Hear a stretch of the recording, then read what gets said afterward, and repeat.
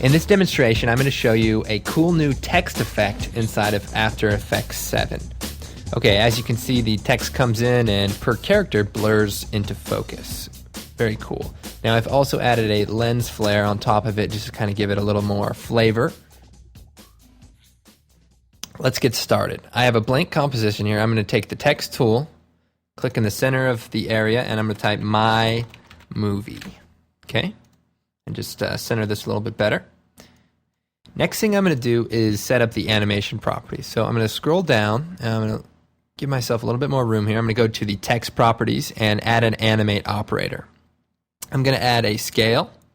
I'm going to add to this animate operator a property, that is the opacity, as well as the fancy new blur that you'll notice right here.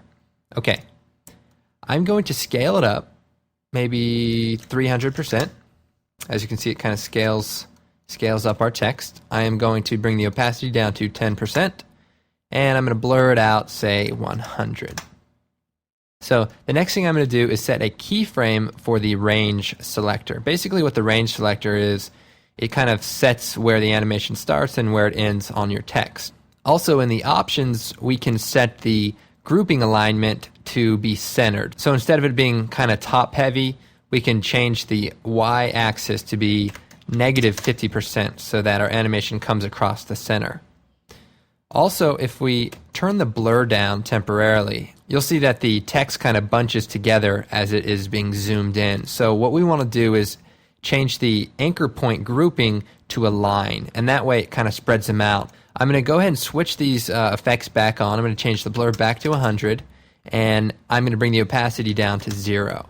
Okay, the next thing we have to do is actually animate the offset so that our animation kind of comes into play. So let's go ahead and change the offset to plus 100 and turn on the stopwatch to set a keyframe, move forward to about a second and a half, and bring this down to negative 100. Now, what's going to happen is it's going to animate out and then it's going to animate back in, but we're going to go ahead into the advanced area and we're going to set this to the shape of a ramp down. And what that's going to do is bring it in kind of slowly, but the offset will finish completely, so it won't come back and zoom out. So let's go ahead and set a few things up. As you can see during the animation, it seems to be a little abrupt when it gets to the low position at the end of the animation for each character. So we're going to slow that down on the ease low and make this, say, 90%. And let's go and preview that. Okay, so as you can see, it kind of comes in fast and then slows to a nice ease as it finishes. We can also bring the zoom up. I'm going to hit the space bar to the hand tool to drag down here. I'm going to scale it up even more to say 400% and preview that. Okay, let's go ahead and add a few of those enhancements that I showed you earlier. So I'm going to make a new solid, and I'm going to make it kind of a medium dark blue, like maybe right there.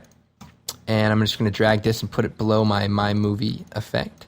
I'm going to make another new solid, this time a black one. And I'm going to put this right over the blue layer. I'm going to select the elliptical mask tool and double click on it, and it'll add a mask to my black layer. I'm going to hit the letter F to bring up the feather properties. I'm going to feather it, maybe 150. And then I'm going to take the mask property and subtract it. So that is just a vignette around the edges.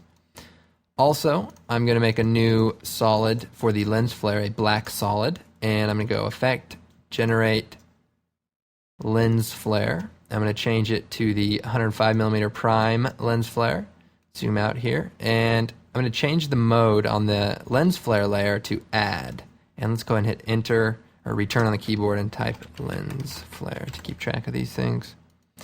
I'll call this Mask and Background. Okay. Back to the lens flare layer, and I'm going to select the name lens flare, and the monitor operator will show up, and that's this little thing. I'm going to move this over to the far left, set it right here just off the frame. I'm going to turn on the stopwatch for the flare center. If we just move that over, that's flare center. I'm going to hit U to bring up the keyframed properties for this layer. Move forward to about second and a half, or right after the end of the animation, I'm going to grab this little lens flare operator, hold down Shift so that it stays horizontal the whole time, and just move it just off frame. As you can see, it just flies off. And then I'm going to select the flare center name, hit F9 to add Easy Ease keyframes to each of these. You can also select them individually, right-click, Keyframe Assistance, Easy Ease. Next thing we're going to do is change the My Movie effect and make that also add, so that when it comes in, if I shut the lens flare off, you see it kind of blends with the background a little bit better and kind of gives it a kind of a hotter effect. So anyway, with that lens flare on, I'm going to go ahead and preview it. I hope you find this tutorial useful, and thanks for watching.